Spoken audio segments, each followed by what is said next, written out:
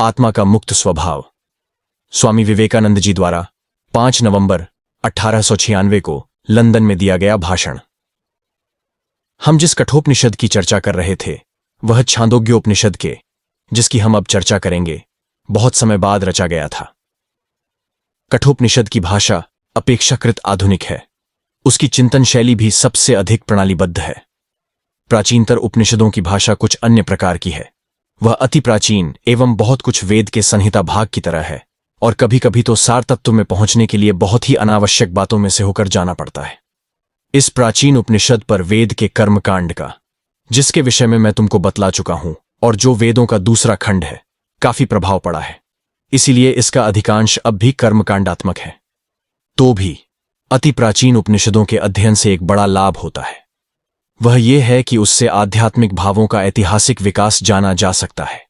अपेक्षाकृत आधुनिक उपनिषदों में ये आध्यात्मिक तत्व एकत्र संग्रहित एवं सज्जित पाए जाते हैं।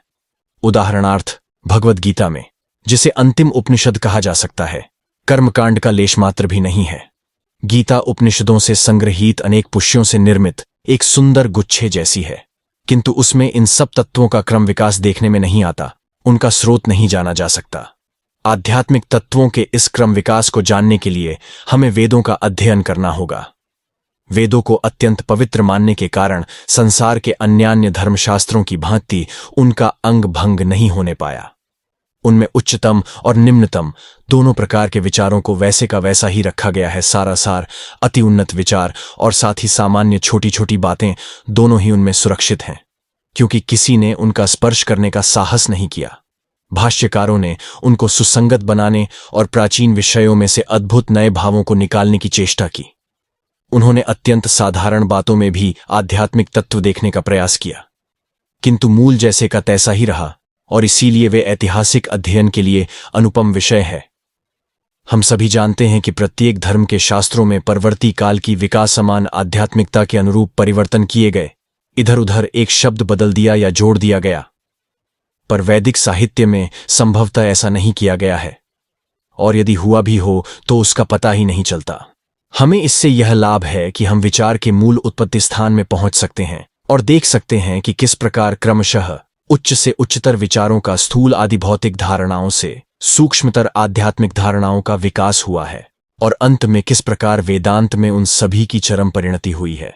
वैदिक साहित्य में अनेक प्राचीन आचार व्यवहारों का भी आभास पाया जाता है, पर उपनिषदों में उनका अधिक वर्णन नहीं है। वे एक ऐसी भाषा में लिखे गए हैं जो अत्यंत संक्षिप्त है और सरलता से याद रखी जा सकती है।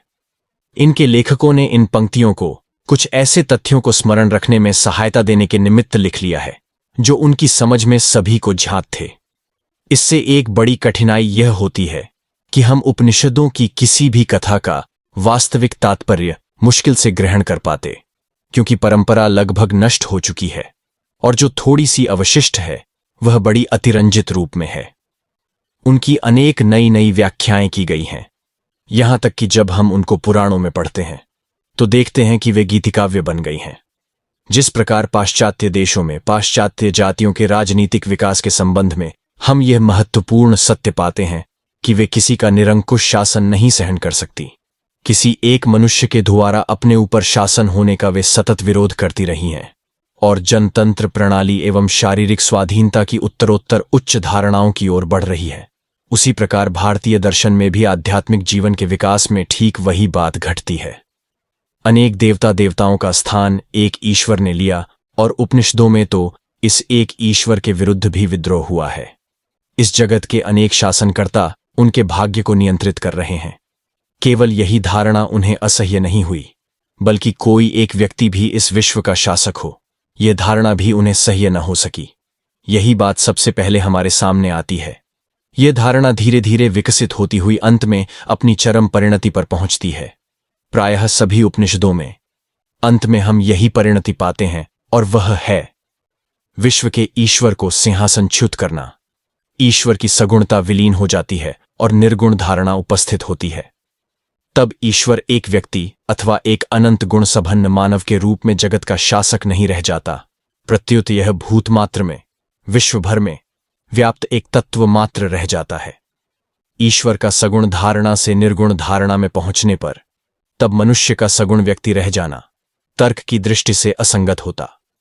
अतएव सगुण मनुष्य भी उड़ गया, मनुष्य भी एक तत्व के रूप में प्रतिष्ठित हुआ। सगुण व्यक्ति केवल एक गोचर बाह्य तथ्य है, प्रकृत तत्व उसके अंतर्देश में है। इस तरह दोनों ओर से क्रमशः सगुणत्व चला जाता है और निर्गुणत्व का आविर्भाव होता रहना है। सगुण ईश्वर की क्रमशः निर्गुण धारणा हो जाती है और सगुण मनुष्य का भी निर्गुण भाव आ जाता है। तब निर्गुण ईश्वर और निर्गुण मनुष्य की इन दो आगे बढ़ती धाराओं के क्रमिक मिलन की क्रमागत अवस्थाएं आती हैं। ये दो धाराएं जिन अवस्थाओं को पार करके अंततः मिल जाती हैं, उनके वर्णन उपनिषदों में संग्रहित हैं एवं प्रत्येक उपनिषद की अंतिम बात है तत्वमसि। नित्य आनंदमय तत्व एक ही है और वही एक जगत रूप में अनेक प्रकार से प्रकाशित हुआ है। अब दार्शनिक आए। उपनिषदों का कार्य यहीं पर समाप्त हुआ प्रतीत होता है।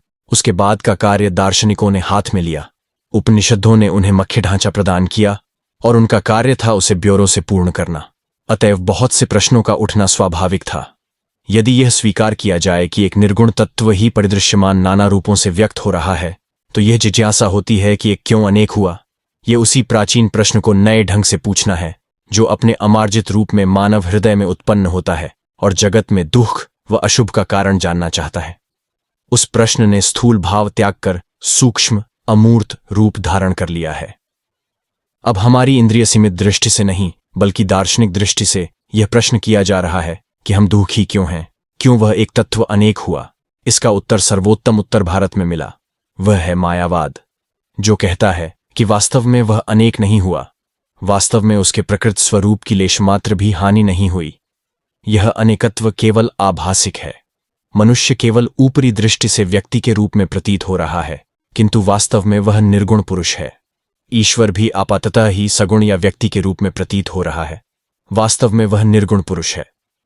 इस उत्तर के लिए भी विभिन्न सोपानों में से जाना पड़ा। दार्शनिकों में मतभेद हुए। मायावाद भारत के सभी दार्शनिकों को मान्य नहीं था। संभवतः उनमें से अधिकांश दार्शनिकों ने इस मत को स्वीकार नहीं किया। एक अपरिमार्जित द्वैतवाद में विश्वास करने वाले कुछ द्वैतवादी हैं जो इस प्रश्न को उठने ही नहीं देते। इसके उदित होते ही वे इसे दबा देते हैं। वे कहते हैं, तुमको ऐसा प्रश्न करने का अधिकार नहीं है। क्यों इस तरह हुआ, इसकी व्याख्या पूछने का तुम्हें कोई अधिकार नहीं। वह तो ईश्वर की इच्छा है और हमें शांत भाव से उसे सिर आंखों पर लेना होगा। जीवात्मा को कुछ भी स्वाधीनता नहीं है, सब कुछ पहले से ही निर्दिष्ट है। हम क्या क्या करेंगे, हमें क्या क्या अधिकार हैं, हम क्या क्या सुख दुख भोगेंगे, सब कुछ पहले से ही निर्दिष्ट है। जब दुख आए तो धैर्य से उन सब का भोग करते जाना ही हमारा कर्तव्य है। यदि हम ऐसा न करें तो और भी अधिक कष्ट पाएंगे। हमने ये कैसे जाना? क्योंकि वेद ऐसा कहते हैं। फिर उनके अपने ग्रंथ हैं एवं ग्रंथों की अपनी व्याख्या है और वे उनका उपदेश करते हैं। फिर ऐसे भी दार्शनिक हैं जो मायावाद तो स्वीकार नहीं करते पर जिनकी स्थिति मध्य में है। वे कहते हैं कि यह समस्त ब्रह्मांड ईश्वर के शरीर जैसा ईश्वर सभी आत्माओं की आत्मा और विश्व की आत्मा है। जीवात्माओं का संकोचन असत कर्मों से होता है। प्रत्येक जीवात्मा के इस संकोच का कारण है जब मनुष्य कुछ असत कर्म करता है तो उसकी आत्मा संकुचित होने लगता है और उसकी शक्ति तब तक घटती जाती है जब तक कि वह फिर से सत्कर्म आरंभ नहीं करता। तब पुनः उसका विकास होने लगता है। सभी भारतीय मतों में और मेरे विचार में संसार के सभी मतों में एक सर्वसाधारण भाव दिखाई देता है, चाहे वे उसे जानते हों या न जानते हों, और उसे मैं मनुष्य का देवत्व या ईश्वरत्व कहना चाहता हूं। संसार में ऐसा कोई मत नहीं है, यथार्थ धर्म नाम के योग्य ऐसा कोई धर्म नहीं है जो किसी न किसी तरह, चाहे पौराणिक या रूपक भाव से हो अथवा दर्शनों की परिमार्जित स्पष्ट भाषा में, यह भाव प्रकाशित न करता हो कि जीवात्मा चाहे जो हो, ईश्वर के साथ उसका चाहे जो संबंध हो, पर स्वरूपतः वह शुद्ध स्वभाव एवं पूर्ण है। पूर्णानंद और शक्ति ही उसका स्वभाव है, दुहक या दुर्बलता नहीं। यह दुहक किसी तरह उसमें आ गया है। अमार्जित मत इसे मूर्तिमान अशुभ, शैतान या अर्हिमन नाम देकर अशुभ के अस्तित्व की व्याख्या करते हैं। कुछ मतों में एक ही आधार में ईश्वर और शैतान दोनों का भाव आरोपित किया जाता है, जो अकारण ही चाहे जिसे सुखी या दुखी करता है। फिर कुछ अधिक चिंतनशील व्यक्ति मायावाद आदि के द्वारा अशुभ की व्याख्या करने की चेष्टा करते हैं। किंतु एक बात सभी मतों में अत्यंत स्पष्ट है और वही हमारा प्रास्ताविक विषय है ये समस्त दार्शनिक मत और प्रणालियां अंततः केवल मन के व्यायाम और बुद्धि की कसरत हैं। जो एक महान उज्ज्वल भाव मुझे प्रत्येक देश और प्रत्येक धर्म के अंधविश्वासों के बीच स्पष्ट रूप से दिखाई पड़ता है, वह यह है कि मनुष्य दिव्य है। यह दिव्यता ही हमारा स्वरूप है। अन्य जो कुछ है वह, जैसा वेदांत कहता है, अध्यास, आरोप मात्र है। कुछ उसके आरोपित कर दिया गया है, पर उसके दिव्य स्वरूप का कभी भी नाश नहीं होता। यह जिस प्रकार अतिशय साधु प्रकृति व्यक्ति में है, वैसे ही एक अत्यंत पतित व्यक्ति में भी है। इस देव स्वभाव का आह्वान करना होगा और वह अपने स्वयं को ही प्रकट कर देगा। हम उसे पुकारेंगे और वह जग जाएगा। पहले के लोग जानते थे कि चकमक पत्थर और सूखी लकड़ी में आग रहती है, पर उस आग को बाहर निकालने के लिए घर्षण आवश्यक था। इसी प्रकार यह मुक्त भाव और पवित्रता रूपी अग्नि प्रत्येक आत्मा का स्वभाव है, आत्मा का गुण नहीं, क्योंकि गुण तो उपार्जित किया जा सकता है, इसलिए वह नष्ट हो सकता है। आत्मा मुक्त भाव से अभिन्न है, सत्य या अस्तित्व और ज्ञान से अभिन्न है। यह सत्यचित आनंद आत्मा का स्वभाव है, आत्मा का जन्म सिद्ध अधिकार है, और यह सब व्यक्त भाव जो हम देख रहे हैं उसी की धुंधली और उज्ज्वल अभिव्यक्तियां हैं। यहां तक कि मृत्यु भी उस प्रकृत सत्ता की एक अभिव्यक्ति है। जन्म, मृत्यु, क्षय, वृद्धि, उन्नति, अवनति, सब कुछ उस एक अखंड सत्ता की ही विभिन्न अभिव्यक्तियां हैं। इसी प्रकार हमारा साधारण ज्ञान भी, वह चाहे विद्या अथवा अविद्या, किसी भी रूप में प्रकाशित क्यों न हो, उसी चित्त का, उसी ज्ञान स्वरूप का प्रकाश है। विभिन्नता प्रकारगत नहीं है, अपितु परिमाणगत है। नीचे धरती पर रेंगने वाला क्षुद्र कीड़ा और स्वर्ग का श्रेष्ठतम देवता, इन दोनों के ज्ञान का भेद प्रकारगत नहीं, परिमाणगत है। इसी कारण वेदांती मनीषी निर्भय होकर कहते हैं कि हमारे जीवन के सारे सुखोपभोग, यहां तक कि नितांत गर्हित आनंद भी उसी आनंद स्वरूप आत्मा का प्रकाश है। यही वेदांत का सर्वप्रधान भाव जात होता है। और जैसा मैंने पहले कहा है, मुझे मालूम होता है कि सभी धर्मों का यही मत है। मैं ऐसा कोई धर्म नहीं जानता जिसके मूल में यह मत न हो। सभी धर्मों में यह सार्वभौमिक भाव विद्यमान है। उदाहरण के लिए बाइबल ही को ले लो। उसमें यह रूपक है कि आदिमानव आदम अत्यंत पवित्र था, अंत में उसके असत् कार्यों से उसकी पवित्रता नष्ट हो गई। इस रूपक से यह प्रमाणित होता है कि वे विश्वास करते थे कि आदिम मानव का स्वभाव पूर्ण था। हमें जो तरह तरह की दुर्बलताएं और अपवित्रता दिखाई देती हैं, वह सब उस पूर्ण स्वभाव पर आरोपित आवरण या उपाधि मात्र है। फिर ईसाई धर्म का परवर्ती इतिहास यह भी बतलाता है कि उसके अनुयायी उस पूर्व अवस्था की पुनर्प्राप्ति की केवल संभावना में ही नहीं, वरन उसकी निश्चितता में भी विश्वास करते हैं। यही समस्त बाइबल का प्राचीन तथा नव व्यवस्थान का इतिहास है। मुसलमानों के संबंध में भी ऐसा ही है। वे भी आदम तथा उसकी जन्मजात पवित्रता पर विश्वास करते हैं, और उनकी यह धारणा है कि हजरत मोहम्मद के आगमन से उस लुप्त पवित्रता के पुनरुद्धार का उपाय प्राप्त हो गया है। बौद्धों के विषय में भी यही है। वे भी निर्वाण नामक अवस्था विशेष में विश्वास रखते हैं। यह अवस्था द्वैत जगत से अतीत की अवस्था है। वेदांती लोग जिसे ब्रह्म कहते हैं, यह निर्वाण भी ठीक वही है। और बौद्ध धर्म के सारे उपदेशों का यही मर्म है कि उस खोई हुई निर्वाण अवस्था को फिर से प्राप्त करना होगा। इस तरह हम देखते हैं कि सभी धर्मों में यह एक तत्व पाया जाता है कि जो तुम्हारा पहले से ही नहीं है, उसे तुम कभी नहीं पा सकते। इस विश्व ब्रह्मांड में तुम किसी के भी प्रति आर्नी नहीं हो। तुम्हें अपने जन्मसिद्ध अधिकार का ही दावा करना है। यह भाव एक प्रसिद्ध वेदांताचार्य ने अपने एक ग्रंथ के नाम में ही बड़े सुंदर भाव से प्रकट किया है। ग्रंथ का नाम है स्वराज्य सिद्धि, अर्थात हमारे अपने खोए हुए राज्य की पुनः प्राप्ति। वह राज्य हमारा है, हमने उसे खो दिया है, फिर से हमें उसे प्राप्त करना होगा। पर मायावादी कहते हैं, राज्य का यह खोना केवल भ्रम, तुमने कभी उसे खोया नहीं। बस यही अंतर है। यद्यपि इस विषय में सभी धर्म प्रणालियां एक मत हैं कि हमारा जो राज्य था उसे हमने खो दिया है, पर वे उसे फिर से पाने के विविध उपाय बतलाती हैं। कोई कहती है कुछ विशिष्ट क्रियाकलाप एवं प्रतिमा आदि की पूजा अर्चना करने से और स्वयं कुछ विशेष नियमानुसार जीवनयापन करने से यह साम्राज्य पुनः मिल सकता है। अन्य कोई कहती है यदि तुम प्रकृति से अतीत पुरुष के सम्मुख अपने को नत कर रोते रोते उससे क्षमा चाहो तो पुनः उस राज्य को प्राप्त कर लोगे। दूसरी कोई कहती है यदि तुम इस पुरुष से पूरे हृदय से प्रेम कर सको तो तुम फिर से इस राज्य को प्राप्त कर लोगे। उपनिषदों में ये सभी उपदेश पाए जाते हैं। क्रमशः हम यह देखेंगे, किंतु अंतिम और सर्वश्रेष्ठ उपदेश तो यह है कि तुम्हें रोने की कोई आवश्यकता नहीं। तुम्हें इन सब क्रियाकलापों और बाह्य अनुष्ठानों की किंचन मात्र भी आवश्यकता नहीं। क्या क्या करने से राज्य की पुनः प्राप्ति होगी, इस सोच विचार की तुम्हें कोई जरूरत नहीं, क्योंकि तुमने राज्य कभी खोया ही नहीं। जिसे तुमने कभी खोया नहीं, उसे पाने के लिए इस प्रकार की चेष्टा की आवश्यकता ही क्या। तुम स्वभावतः मुक्त हो, तुम स्वभावतः शुद्ध स्वभाव हो। यदि तुम अपने को मुक्त समझ सको तो तुम इसी क्षण मुक्त हो जाओगे, और यदि तुम अपने को बद्ध समझो तो तुम बद्ध ही रहोगे। यह बड़ी निर्भीक उक्ति है, और जैसा मैंने तुमसे पहले कहा ही है कि मुझे तुमसे बड़ी निर्भयतापूर्वक कहना होगा। यह अभी तुमको शायद भयभीत कर दे, पर तुम जब इस पर चिंतन करोगे और अपने हृदय में इसे अनुभव करोगे, तब तुम देखोगे कि मेरी बात सत्य है।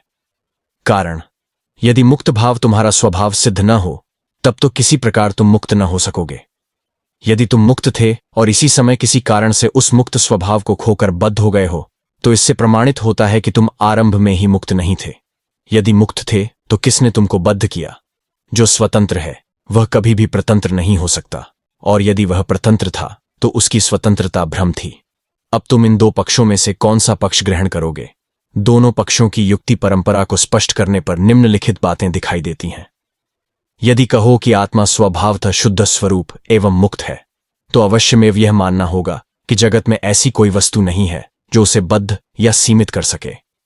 किंतु जगत में यदि इस प्रकार की कोई वस्तु हो जिससे उसे बद्ध किया जा सके, तो फिर निश्चय ही आत्मा मुक्त नहीं थी, और तुम जो उसे मुक्त कह रहे हो वह तुम्हारा भ्रम मात्र है।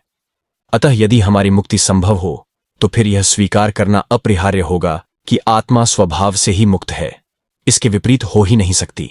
मुक्ति का अर्थ है किसी बाह्य वस्तु के अधीन न होना, अर्थात उस पर किसी दूसरी वस्तु का कार्य न होना।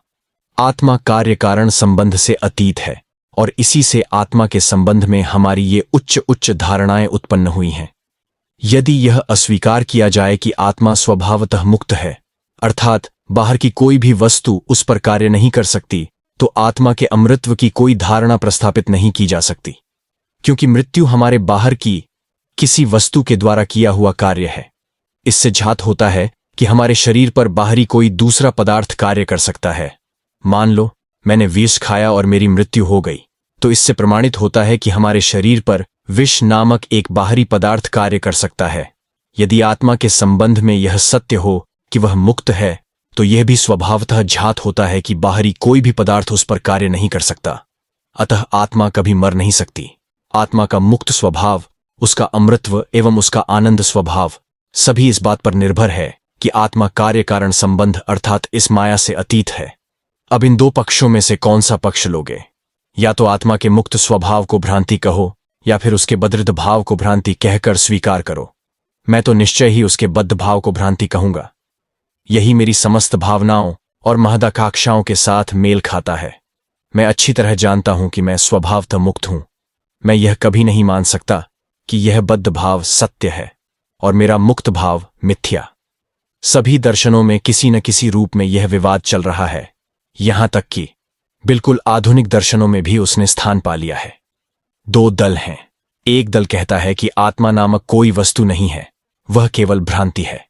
इस भ्रांति का कारण है जड़ कणों का बारंबार स्थान परिवर्तन, जिससे यह समवाय, जिसे तुम शरीर, मस्तिष्क आदि नामों से पुकारते हो, उत्पन्न होता है। इन जड़कणों के ही स्पंदन से, उनकी गति विशेष और उनके लगातार स्थान परिवर्तन से यह मुक्त स्वभाव की धारणा आती है। कुछ बौद्ध संप्रदाय भी इसका अनुमोदन करते थे। वे उदाहरण देते थे कि एक जलती मशाल लो और उसे जोर से गोल गोल घुमाओ तो एक वर्तुलाकार प्रकाश दिखाई पड़ेगा।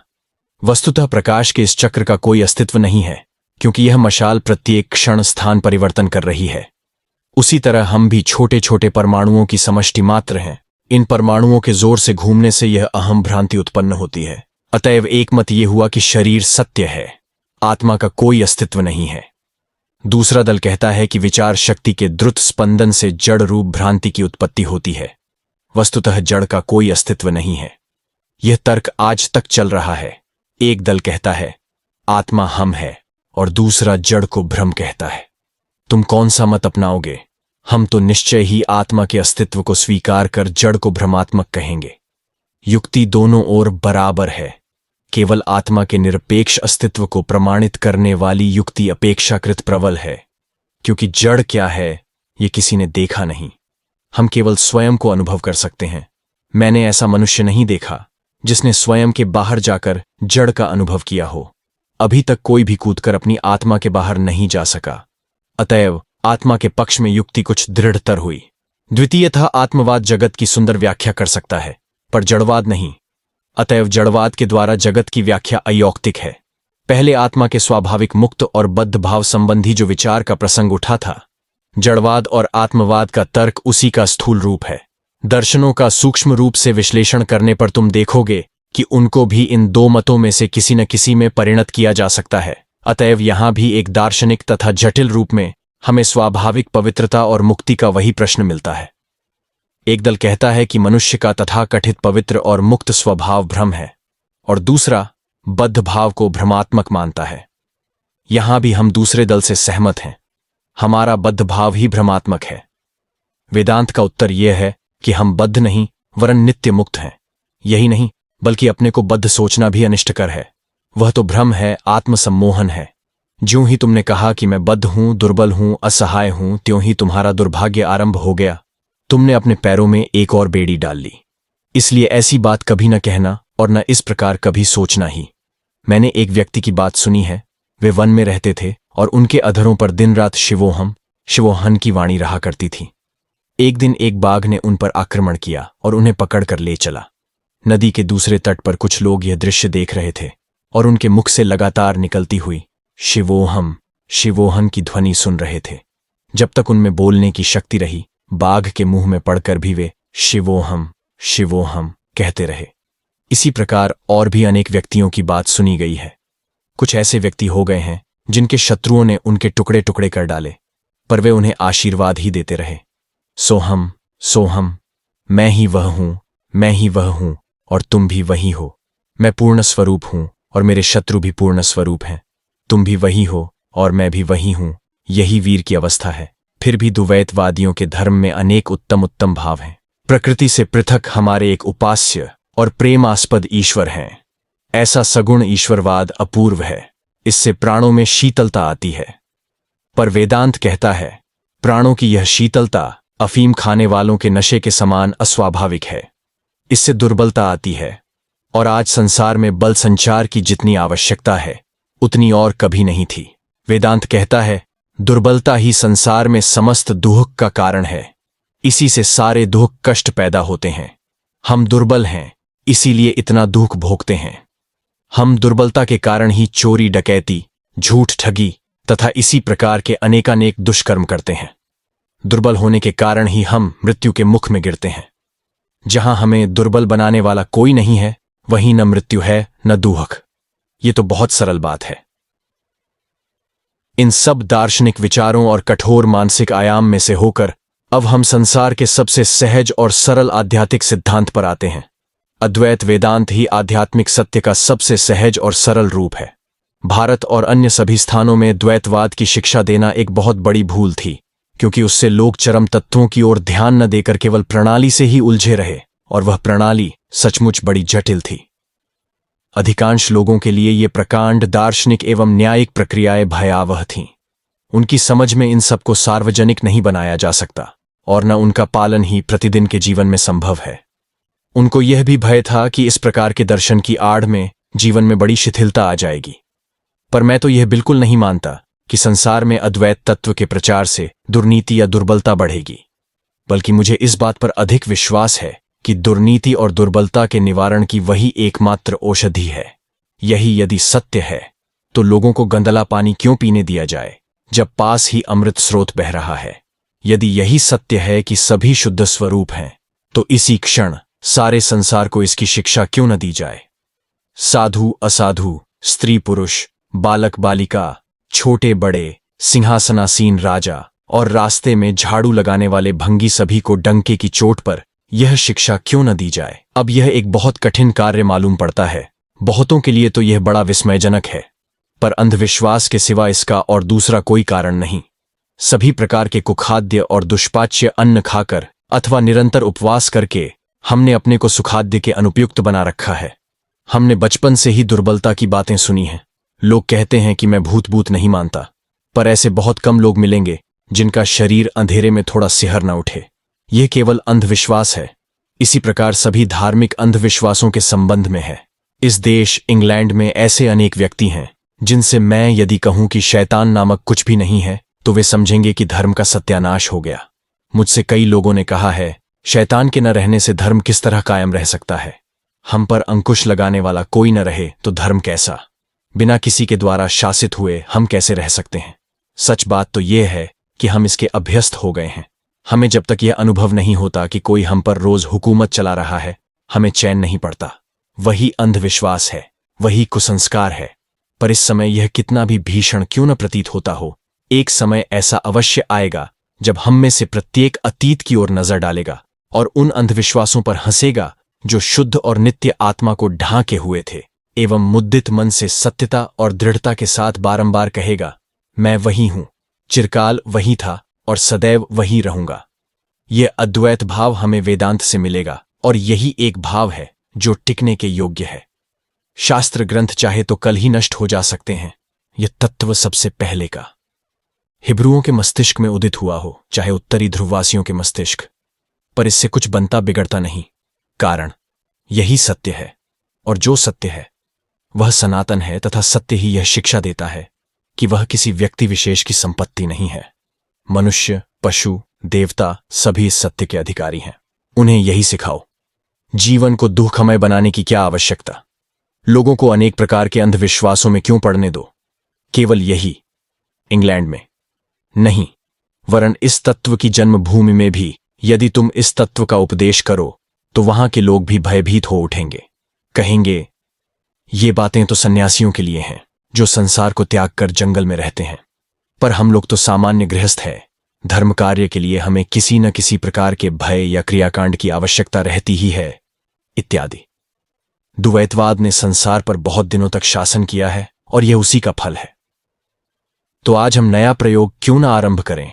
संभव है सभी मनुष्यों हो इस अद्वैत तत्व की धारणा करने में लाखों वर्ष लग जाए, पर इसी समय से क्यों न आरंभ कर दें? यदि हम अपने जीवन में 20 मनुष्यों को भी यह बात बतला सके तो समझो कि हमने बहुत बड़ा काम किया। इसके विरुद्ध जो एक बात उठाई जाती है वह यह है, मैं शुद्ध हूं, आनंद स्वरूप हूं। इस प्रकार मौखिक कहना तो ठीक है, पर जीवन में तो मैं इसे सर्वदा नहीं दिखला सकता। हम इस बात को स्वीकार करते हैं। आदर्श सदैव अत्यंत कठिन होता है। प्रत्येक बालक आकाश को अपने सिर से बहुत ऊंचाई पर देखता है, पर इस कारण क्या हम आकाश की ओर देखने की चेष्टा भी न करें? अंधविश्वास की ओर जाने से ही क्या सब अच्छा हो जाएगा? यदि हम अमृत न पा सकें तो क्या विषपान करने से ही कल्याण होगा? हम यदि अभी सत्य का अनुभव न कर सकते हों तो क्या अंधकार, दुर्बलता और अंधविश्वास की ओर जाने से ही कल्याण होगा? द्वैतवाद के कई प्रकारों के संबंध में मुझे कोई आपत्ति नहीं है, किंतु जो कोई उपदेश दुर्बलता की शिक्षा देता है उस पर मुझे विशेष आपत्ति है। सभी पुरुष, बालक बालिका जिस समय दैहिक, मानसिक अथवा आध्यात्मिक शिक्षा पाते हैं उस समय मैं उनसे यही एक प्रश्न करता हूं, क्या तुम्हें इससे बल प्राप्त होता है? क्योंकि मैं जानता हूं एकमात्र सत्य ही बल प्रदान करता है। मैं जानता हूं एकमात्र सत्य ही प्राणप्रद है।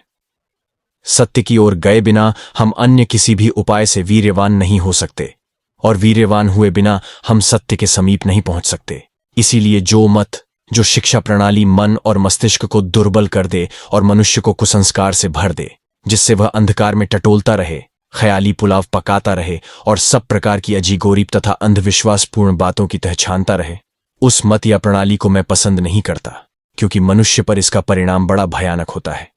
ऐसी प्रणालियों से कभी कोई उपकार नहीं होता, प्रत्युत वे तो मन में विकृति ला देती हैं, उसे दुर्बल बना देती हैं, इतना दुर्बल कि कालांतर में मन सत्य को ग्रहण करने और उसके अनुसार जीवन गठन करने में सर्वथा असमर्थ हो जाता है। अतः बल ही एक आवश्यक बात है। बल ही भवरोग की दवा है। धनिकों द्वारा रौंदे जाने वाले निर्धनों के लिए बल ही एकमात्र दवा है। विद्वानों द्वारा दबाए जाने वाले पापियों के लिए बल ही एकमात्र दवा है, और अन्य पापियों द्वारा सताए जाने वाले पापियों के लिए भी वही एकमात्र दवा है। और अद्वैतवाद हमें जैसा बल देता है वैसा और कोई नहीं देता। अद्वैतवाद हमें जिस प्रकार नीतिपरायण बनाता है वैसा और कोई भी नहीं बनाता। जब सारा दायित्व हमारे अपने कंधों पर डाल दिया जाता है उस समय हम जितनी अच्छी तरह से कार्य करते हैं उतनी और किसी भी अवस्था में नहीं करते। मैं तुम लोगों से पूछता हूं, यदि एक नन्हे बच्चे को तुम्हारे हाथ सौंप दूं तो तुम उसके प्रति कैसा व्यवहार करोगे? उस क्षण के लिए तुम्हारा सारा जीवन बदल जाएगा। तुम्हारा स्वभाव कैसा भी क्यों ना हो, कम से कम उन क्षणों के लिए तुम संपूर्णतः निस्वार्थ बन जाओगे।